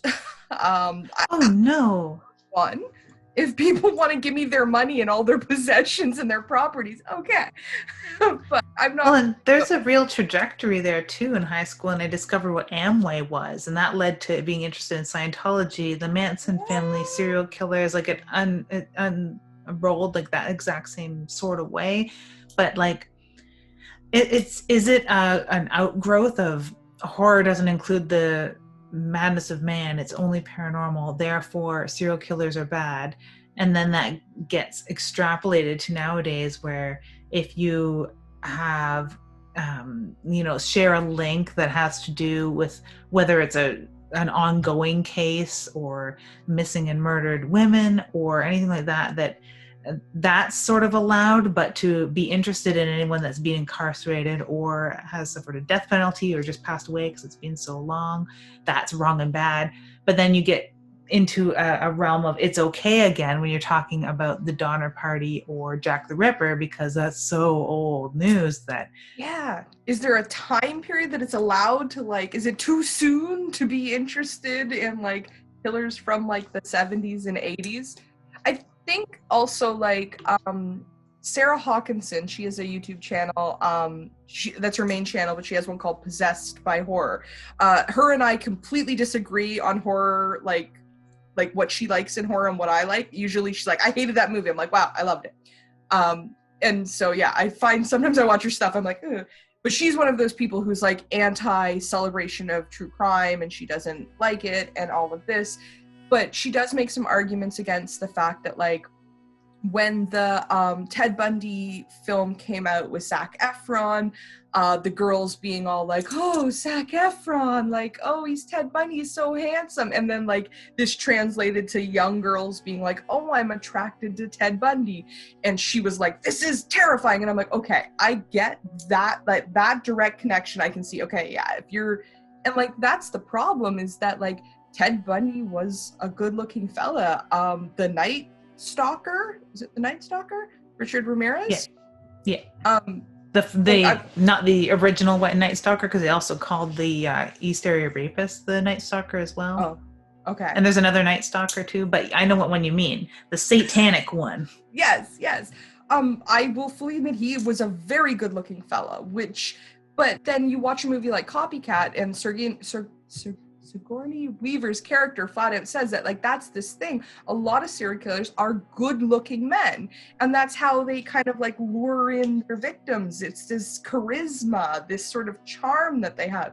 Like Hannibal Lecter was charming. He was a very charming fella, terrifying, but charming and cultured and intelligent. And I think this is something we don't acknowledge. Like, I'm not saying that girls should be going around like I'm attracted to Ted Bundy, but we have to recognize that because he was attractive is why he was so successful, is why his court cases were broadcast, because women were fawning over him. There was an audience to watch that, you know? And I think that becomes part of it. Luca Magnotta, even though he's not a serial killer, he's just a one and done kind of guy. He was a very good looking guy, depending on what your idea of good looking. If your idea of good looking is more the beach blonde, then you have Paul Bernardo to fawn over. And I mean, no one liked the looks of Robert Pickton. His nickname was Stinky. He was a lot more like an Ed Gein kind of guy, like not remarkable, and in fact, maybe repulsive. He smelled repulsive. He wore shit-stained clothing and lived in a shit-stained trailer on his farm. So like everything about Robert Pickton is what people want a serial killer so badly to be like. But no, they're these hot Patrick Bateman dudes that are, yes, and that's how they get away with a lot of what they're getting away with, whether they're killing people of their own gender or not. So like it really not our job to police the reactions of other people who are attracted to that. That's their personal problem that they're attracted to that. And I don't think that, like, I understand her reaction, and it's a very human and visceral reaction, and it's good to have those because it proves she's human. Because I like her channel too, but there's a lot I don't agree with her either. And she had a lot to say that I do agree with very wholeheartedly about the Sharon Tate. Was it the Sharon Tate tapes or whatever it is? I never watched it because of her review, and she had a lot of very good points about its sensationalism of true crime, but that was taken in a really bad direction, that film. So I agree with her there. But I mean, people are going to dig Zac Efron, and people are going to fawn over him and who he's portraying. People fawned over Ted Bundy the exact same way, and maybe even more, because it was not these young impressionable girls that were already attracted to Zac Efron. These were professional women and mothers and soccer moms that were turned on by Ted Bundy. And that's really disgusting, but like, we can't police one another like that. We just can't. And why waste brain cells doing so? Yeah, it's this movement. Sorry? Just doesn't seem like a worthwhile fight. No, it doesn't. Like, same with this movement to eradicate the name of perpetrators in violent crimes, like not using, if it was Russell Williams right now, they stripped him of Colonel Russell Williams when he'd raped and terrified people in this area. So that makes sense, but they didn't not use his name, and people knew who Russell Williams was, this shooter that recently terrorized Nova Scotia. And took a lot of lives, they're not using his name. They weren't using the names of a lot of these shooters, and they're not using the names of a lot of serial killers. And it's this very new movement to try and eradicate their names so that the victims are remembered. And I think that it's kind of misguided, because these people, the reason why we're catching more people and there's less crime and murder going on is because we're hip to it now. We know the psychology behind it. We can recognize some of the signs leading up to it. Maybe not so much the McDonald triad, which doesn't work in every case, but there are markers so that we can identify who's a problem or a potential problem walking down the street. So if we're going to shroud that again, then we're putting ourselves back 20 years into a much less safe society. I don't agree with it. And a much less like informed and connected society. Like, I didn't watch Don't F with Cats because of the animal violence that's in it, so I avoided it. However, my understanding is like it really focuses on the fact that like this was an online group that came together as a community to find a killer and to help identify this person. And if we, don't use people's names, like the fact is like this was the a power that we now have, is this connection that we have to one another, that we can say like someone is behaving in a certain way, and if we track them online, and I mean, everybody goes right away and looks at someone's Facebook page when they get convicted of a crime, or to see were the signs there. Let's look at their like childhood photographs and see like I don't know if you saw it, but it was going around online. It was Bruce McArthur, who was killing queer people in Toronto, and I think like the area, not just Toronto, but I know like Church Street was specifically targeted. But there was this picture of him dressed as Santa circulating. Yes, I do remember that photo. And it was like this, like, oh, you should be so creeped out because this guy was Santa, and look at him, being this like symbol of good and Christianity and innocence and Christmas, and he's a serial killer. And like this weird sense, like sensationalization, sure, of like this, yeah, that works, of like these images of like, we want to see them as a kid. We want to see them when they were younger. We want to, it's almost like it's part of the mystery. We're like, is there a way we could have seen this coming if we trace what they did? And I think that that's an aspect that interests everyone with serial killers and criminals in general, right? That's what we want in a horror movie. We want the motivation. We want the origin story. We want to know, how did they become a killer? How can I stop my child from becoming a killer, Oh, very much. Like, I mean, carrying a pocket knife isn't going to save me so much in a dark street, other than the knowledge of, maybe I shouldn't walk down a dark street, or I shouldn't walk down a dark street when there's like a guy like that coming up that's in the shadows or something. Like the precautions I would take are much different given a little knowledge, or if I know that, recognize that guy lives on the corner. So it's like a knowledge is power in the biggest way, and we're pattern seeking, puzzle solving creatures. So not giving people information like a name or the face of a perpetrator is infuriating and puts a hard stop on something that's very natural. We want to know what our threats look like, smell like, sound like. We want to know that. So sure, it's a little bit fun to look at like Santa Claus pictures of Bruce McArthur, but like, he's not the first. I mean, Pogo the Clown, we had a small Gacy here, not that we're murderbilists, but we had some Gacy stuff here, and Gacy and Pogo the Clown was the number one first most unsettling. Look at this guy dressed as a clown around kids. There's other killers that were mall Santas too. So I don't know if like serial killer mall Santa thing is like the fourth McDonald trait of serial killers, but like it shouldn't be like, what do you expect? They're normal people too, right? And normal people sometimes they're mall Santas. Yeah, I mean, I would be a mall Santa given the option. I mean, I was Silent Night, Deadly Night Santa this past Christmas, but not exactly a mall Santa. but a similar kind of idea. I think it's interesting too when you were talking about Robert Pickton as like exemplary of what we want a serial killer to be, like this kind of dirty, grimy, gross, like societal reject. He's like, you know, ostracized from society, and that's, you know, he's turned and he's awful and he's separated from us. And I think like that makes him less scary than someone like Ted Bundy or Richard Ramirez, because they're going to infiltrate society. They're going to be working, like Dahmer worked at a candy place, right? Or was it a toy company? Candy factory, yeah. Yeah, so like the normal guy that works at the candy factory versus the guy running the pig farm that, you know, always shows up covered in blood anyway. You're like, it's not a big surprise with you.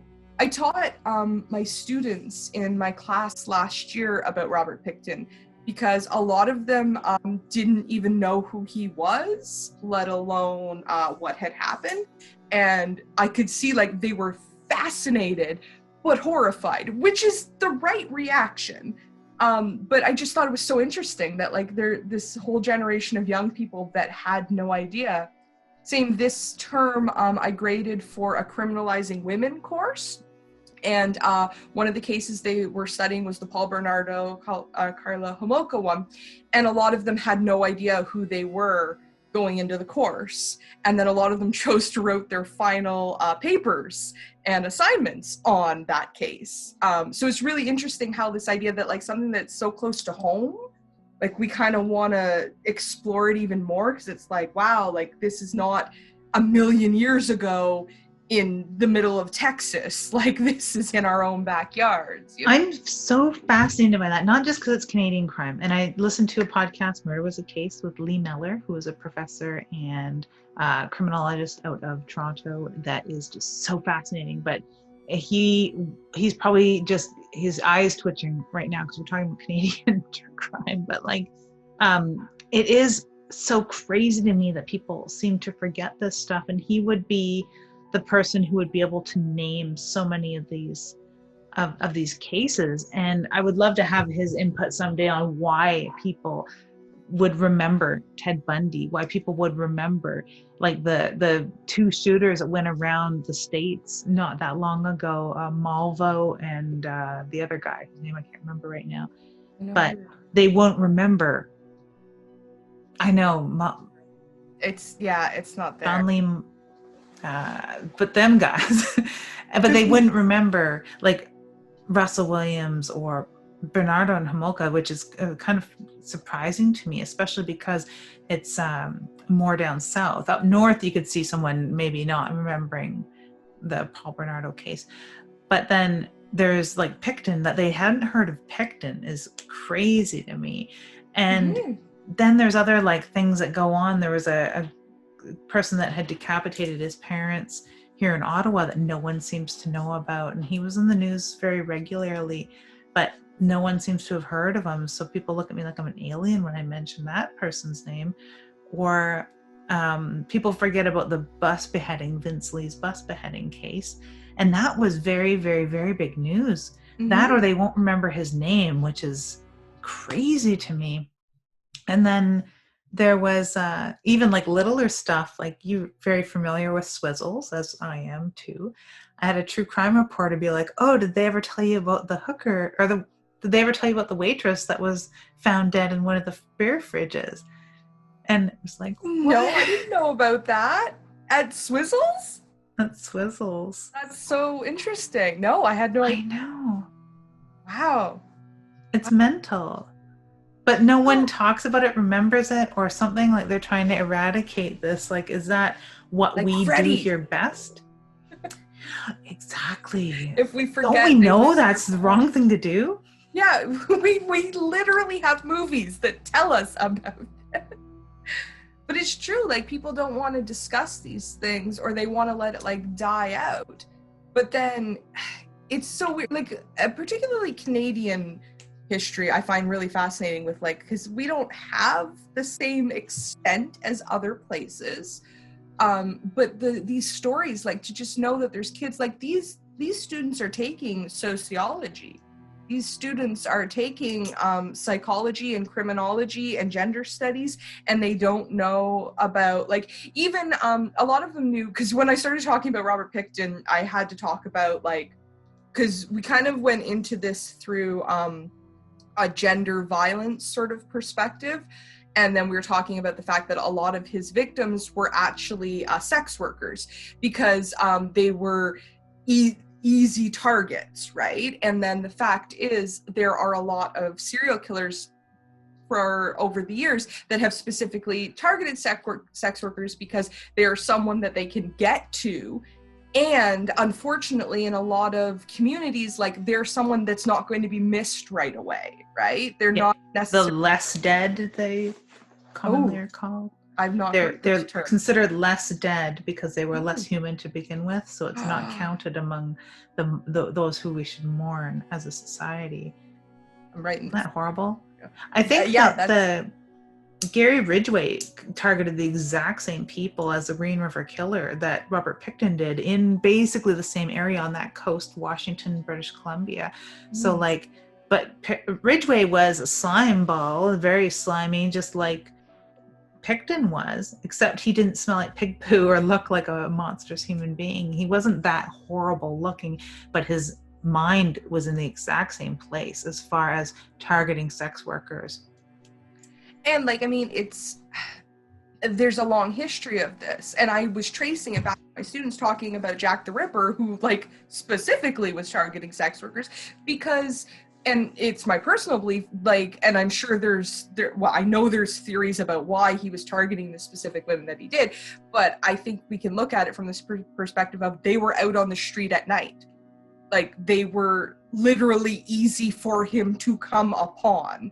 So, I mean, we have this whole history. And again, so many of these students had heard of Jack the Ripper, but had no idea who he was, when he was active, who he killed, the extent of, like, the media coverage back in those days, which I find, like, media coverage of serial killers, I find to be really fascinating. But, like, Jack the Ripper was our first, like, big, like, sensational serial killer in the news. He was writing to the newspaper and leaving messages on the wall. Like, that's a big deal in, like, I want to say 1888, I think, or 1881, in that era. But the students just didn't really know about that kind of history. And again, I'm like, you're studying criminology and we're talking about, you know, gendered violence. Like, I mean, these are important things to, you know, have at least a passing knowledge about, I think. It's a very different world as far as what has influenced somebody to pursue a course of study, where journalism students very rarely have picked up a newspaper or listened to a radio broadcast. They're into journalism for very different reasons, and usually it's infotainment driven or 100% news source, YouTube driven sort of news gathering, which is usually aggregate news and not necessarily news gathering or journalism in a lot of respects, but that's what's driving them into this career. So hey, we're, you know, there to help get them as much knowledge as they possibly can. So I think that a lot of the people heading into criminology are heading into there because they're influenced by fictional characters, unfortunately. So they don't really have that sort of basis that we had before fiction permeated our world the way that it does now. Like, it definitely does, and it's a big driver to what our people's influences as to what career to pursue now, which is crazy to me. But hey, that's what we're living in. So like, it's weird to me on one hand that they would have no real knowledge of these cases, or this idealized, maybe it's sanitized. I'm sure a lot of them hadn't seen the crime scene photos. And from Jack the Ripper, that case being so rudimentary as it was, they had crime scene photos, which, like Black Dahlia, a lot of people are caught up in the romanticism of Black Dahlia. Like, she was this girl that was strong-headed, and she had a will, and she was like, had agency and operated as her own woman in the world, and that's why she was punished. And it's like that, or you're dealing with a psychotic ass that hated women and mistook her for a streetwalker, or she was procuring services. Who knows? But the crime scene photo of the Black Dahlia takes all the romanticism out of it. You're dealing with a monster that butchered a woman. Like, same with Jack the Ripper. Like, I hope that they didn't have nightmares. Yeah, well, I didn't show anyone any crime scene photos. I did show them pictures of Picton's farm and of him. Like, but yeah, Jack the Ripper, the only real pictures we have are like, you know, crime scene. I was like, yeah, you know, I don't want to, especially considering that I knew that they didn't know. One of my first year students came up to me last semester and she was like, oh my God, like I just watched this new movie with Zac Efron. It was about the serial killer. Have you ever heard of him? His name was Ted Bundy. And I'm like, yeah, I know who Ted Bundy is. The thing that shocks me is that you don't know, you know him through this, which again is, you know, talks about the culture and stuff, but then people are interested because there's been a movie about it or, you know, a podcast about it or something, which, you know, I guess is good because we like the idea that people are getting to it in that way. But it just was this like weird moment where the student thought she knew something that like nobody else had ever heard of this. And I'm like, no, lots of people actually know about Ted Bundy. If you type a person's name into Google and you see hundreds of thousands of hits, then chances are you're not the first person to that dark tourism show, there's a segment about like serial killer like fans and enthusiasts where they talk to, I think it's Jeffrey Dahmer that she's fascinated by, and they go on like this Jeffrey Dahmer tour. And I don't love the representation of the fan, but I think it's really an interesting one because, again, we make this kind of separation. Like, there are Jack the Ripper tours. There are apparently Jeffrey Dahmer tours. In New Orleans, we get like the dark history tours, and they tell us like there's been a lot of murder in New Orleans, a lot of bloodshed and murder and vampirism, which, you know, we associate with that space. But I think that we kind of like forget those sort of things, and then we go into these spaces and they're like, yeah, that was the apartment. And when you see it, it's like the crime photos, like suddenly it's real. Like, that was the place where it happened. This is, you know, the floor. Yeah. No, like, granted, we were going to the Mutter Museum in Philadelphia, so we were going to see like morbid anatomy. So we had, like, it's not like it's an untoward thing for us to be thinking about death in Philly and not interested in seeing other things that are in Philly. But I wanted to, like, in the back of my mind, I'm like, I wonder if I would recognize that abortion clinic where they killed so many women, and it was like this horrible monster, like Dr. Satan version of a abortionist clinic. And like, that is something that would have had to remain unspoken in any other company because people would think that that's unbelievably macabre. But there is probably some sort of morbid tour of Philly that goes directly to that abortionist's place, his former place. Or Gary Heidnick's place is somewhere around there too. And he was the one that had kept women in a pit in his house, and he was trying to have a baby factory. There's a fictional story about it, and I don't remember what it was called.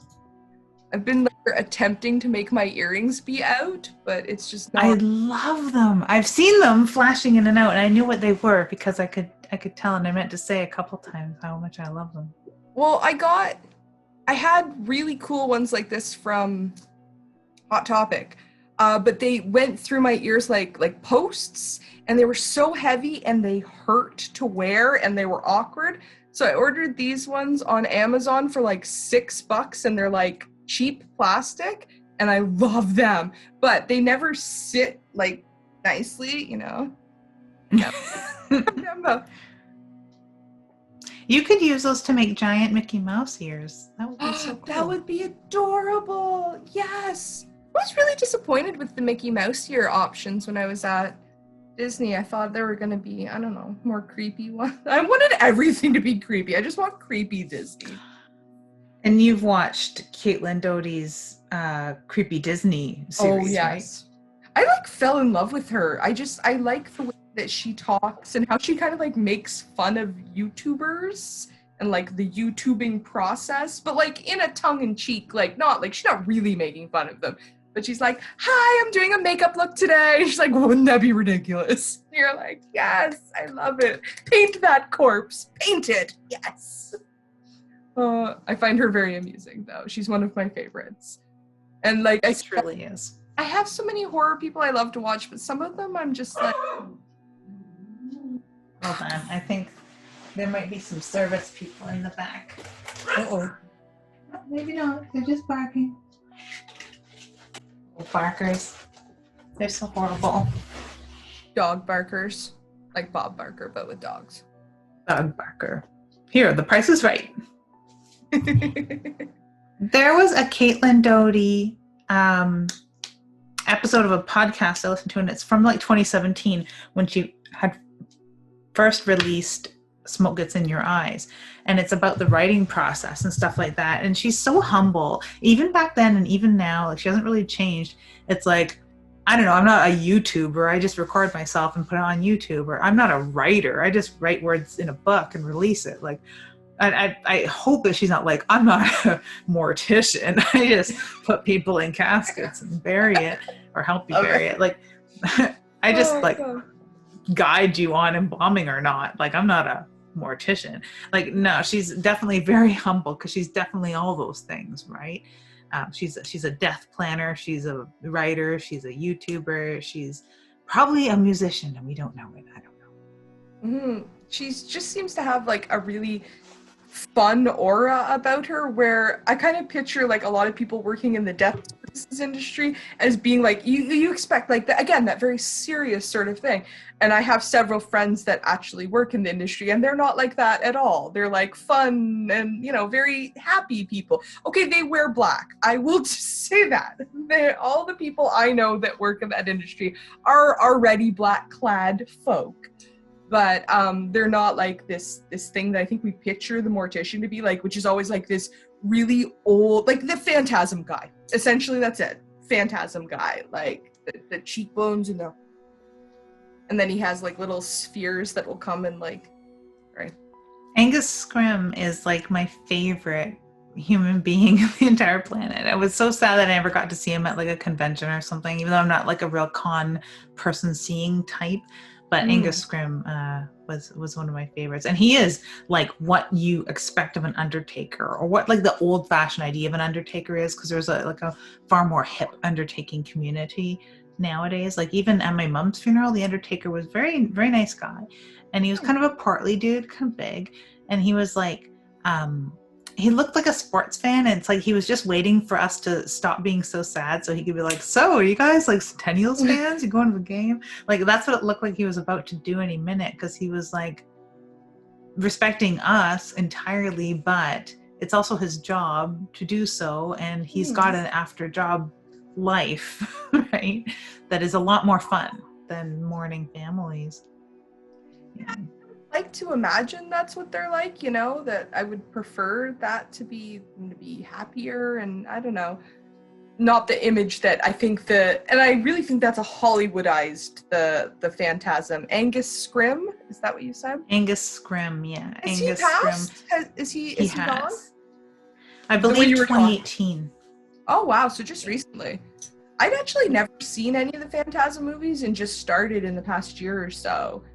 Somehow they just kind of flew below my radar. Like, I knew they existed, but I just never actually got to see them, so. Cool! Oh, wow! Oh, that's really... Isn't that fun?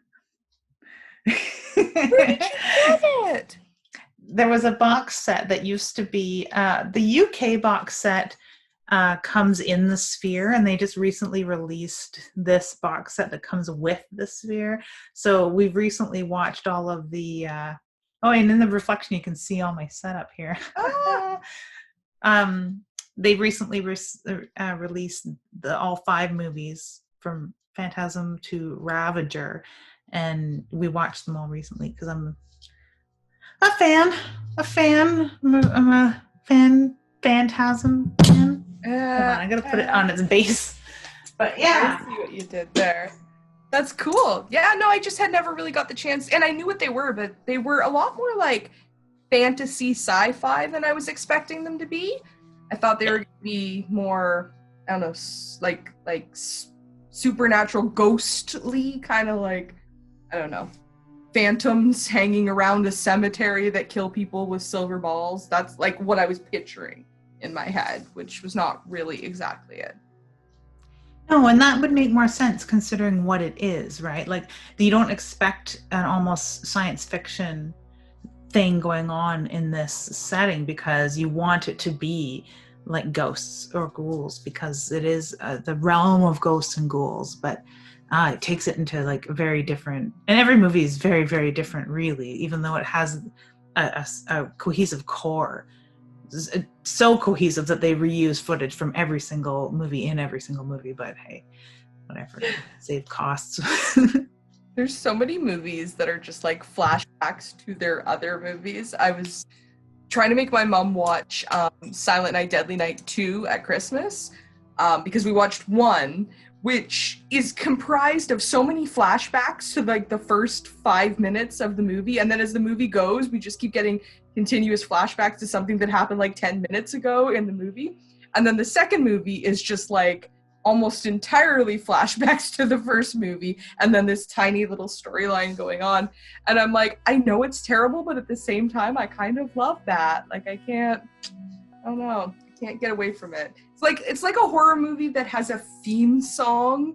There's something about a horror movie with a theme song that just like, it gets me right in the heart. I'm just like, yep, this can be a terrible movie, but you have a theme song, so.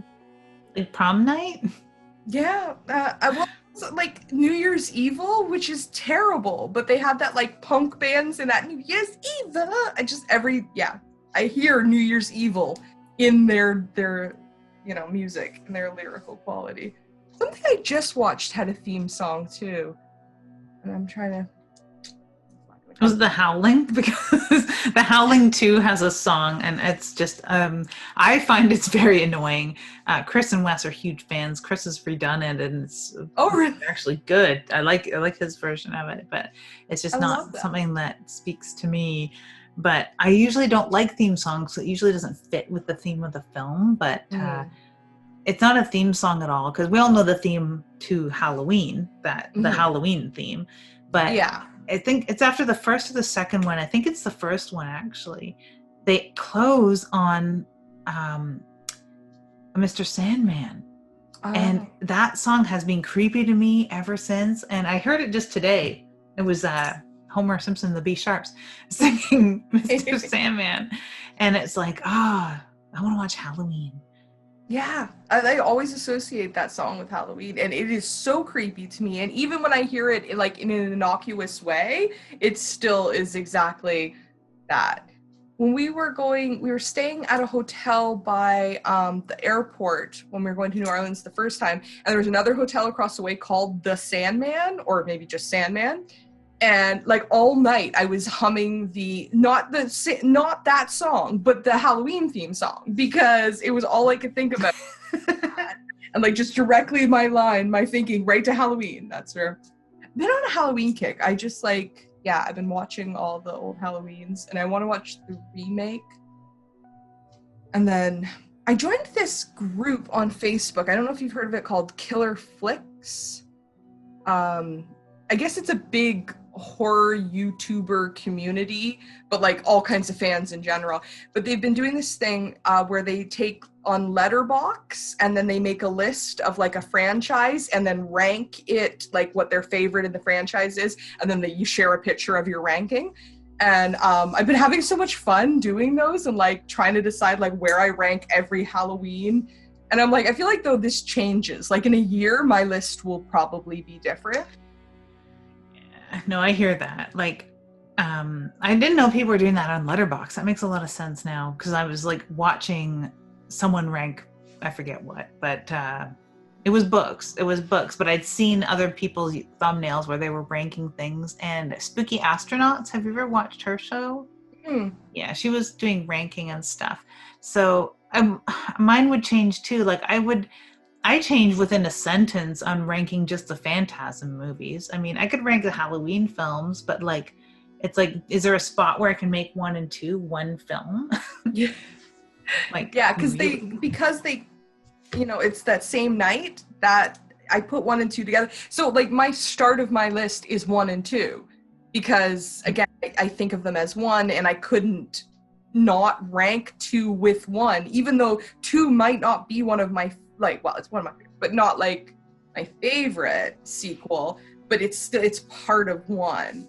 And yeah, and I guess there's so much hate for Six, Curse of Michael Myers, and I am one of those people that they like to hate because I love Six. I really enjoy Six, and I love that now that we have the producer's cut, I feel like we have two different Sixes. Like those feel like different movies.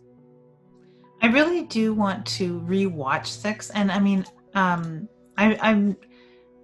I always thought of like the franchise being very different. Like the first and second film have nothing to do with Thorn, of course. So Mm-hmm. this Michael being a part of the cult of Thorn or whatever. See, I remember it so very loosely. It has no bearing. So I really want to rewatch Six because I liked that aspect when I watched it, but I didn't think of it all as a cohesive story or the reason why the first one happened. Like that was the babysitter killer in my Mm-hmm. mind. The night he came home, that was all very different than what they're painting as this like cult, right? Mm-hmm. So the cult idea, I need to rewatch it. Yeah, I like Six. The discussion of Thorn, I believe, starts in five. So like very though like it's so subtle, but there's these random things that aren't explained in five, like the man in black, where you just see him like walking and he kicks a dog and he's just like an awful human, but you never see who he is. There's no reference, there's no explanation whatsoever. So it's obvious, like in six, we're gonna have to return and find out who that person was and what the tattoo means and all of this. But like I feel like because three was so different, it changes rank for me all the time. Three moves around. Sometimes I like adore three, and then sometimes I'm like this. But I love that. But four, they were trying to bring Michael Myers back and then give him this whole other storyline and like all of this that like, and it was like I felt like they didn't know what they were gonna do, and they're like, oh, let's go with this cult thing, and then that worked its way in, and it's just it gets so like four and five are my least favorite of the entire franchise. I don't know. I love Danielle Harris though. I love her. I'm not as invested in those storylines. No, it's fun. And I mean, three definitely ranks higher to me than those movies because three is its own thing entirely. Yeah, but Mm-hmm. it's terrifying and it has a lot to say about what we've done to Halloween. And I Mm-hmm. really enjoyed that. I enjoyed it more as a grown up because when it first came out, of course, I was disappointed, like a lot of people. And it took me, if I would have not watched Halloween 1 and 2, it might have been one of my favorite movies at the time. But I was like looking for Michael Myers movie, like so many people were. But it definitely outranks other movies. Like, you've watched the the new Halloween? Mm-hmm. Mm-hmm. Okay, I think that it's like one, two, and the new one are all kind of smushed together for me as one big long movie. Mm-hmm. I love the new one. And that's another, like, I guess in this group that I'm in, there's either like people that love the new one or hate the new one. It's just like no in between. And I understand fans are always going to be like that. But I love that, like, I felt like it was a love letter to the franchise. I felt like I was watching people who watched every effing Halloween movie in like their parents' basement when they were too nerdy to go to the dance eating popcorn, and I was sitting beside them and they were like, hey, we should make our own Halloween movie. And I'm like, yes, do it. I will watch it. That's what it felt like. Where like, so in Halloween 1 and 2, like you love Laurie. You want her to live. You feel for her. In 4, 5, and to some extent 6, I don't care about the characters beyond Danielle Harris. So like I'm rooting for Michael. I'm on team Michael for 4 and 5. And again, 6 not as much. I'm more team Paul Rudd, little Tommy Doyle. But 4 and 5, I don't like the characters. They're not likable. Like Laurie is likable. You want her to survive because she was good. She took care of the kids. She studied. She wasn't chasing boys and, losing her top. No, and she's not foolhardy either. She's not putting herself out there. She's being cautious and being careful and being protective. And being terrorized. Like, we're scared for her. And the other ones, you're just kind of like, I didn't like them. Let's kill them all off. And they do. But then in the new one, I feel like it returned back to, like, I'm not Team Michael. I'm Team Laurie again. And I'm Team her daughter and, her granddaughter. Where even in Rob Zombie's ones, you feel like I feel Team Michael in those. Like, we're getting his story. It's his perspective. Like, I'm more invested in Michael Myers than any other character in the movies, right? Mm-hmm. But yeah, I could rank the Halloweens, and then I think I ranked the Nightmares, because I also like Nightmare on Elm Street, which is another one that people don't like. But I honestly have not watched the Friday the 13th as many times enough to comfortably rank those. I want to, and I have the set that goes to part 10, maybe? So I have I can watch a lot of them. Mm-hmm. And I mean, I just haven't made the time to sit down and watch them. Sure, I made the time to sit down and watch all 5 Phantasms, but I didn't. And even though last year or the year before, no, it was like 2 years ago, I had watched almost all the Phantasms. So it's like I've watched them all very close together. But and we watched all the Omen movies too, so that's a little easier. Maybe it's more digestible. Mm-hmm. But like 1, 2, 3, and 4, I know pretty well. But yeah, anything beyond that? Yeah, if you say Friday the 13th part 5, 6 I know because it stands out because it's Jason Lives, which is kind of the Frankenstein sort of thing. But like, just if you say 5 or 4 of Friday the 13th, I'll have to be like, okay, give me a sec. Where you say Nightmare on Elm Street 4, I know exactly what one we're talking about. You say Halloween 4, I know exactly, like, you know what I mean? Where I feel like that franchise really, each individual movie stood out. Where the Friday the 13th, I feel like a lot of them blend together, and until I start watching it, I'm like, oh yeah, it's the one where this happens. I do like Jason Goes to Hell, because it's so different, which again, people hate that one. I feel like my favorites in the sequels, everybody hates. Like Texas Chainsaw Massacre 2. Oh my god, I love the movie so much. I love it, and a lot of people just don't like it. It's a wonderful movie, and I think that the campiness is lost on them, and I think it's so much more realistic. Like the first one's fairly realistic, sure, to a certain extent, except for is Grandpa alive or not? Like he's old, yeah, but I mean, is he really that old? The second one just throws it all out the window. It doesn't matter if I think that he could humanly survive all that or not. It is so off the wall, insane and terrifying because it's like insane levels of realism in a totally almost like nightmare world scenario. And the fact that they're having a chili contest and people are eating this, it's crazy.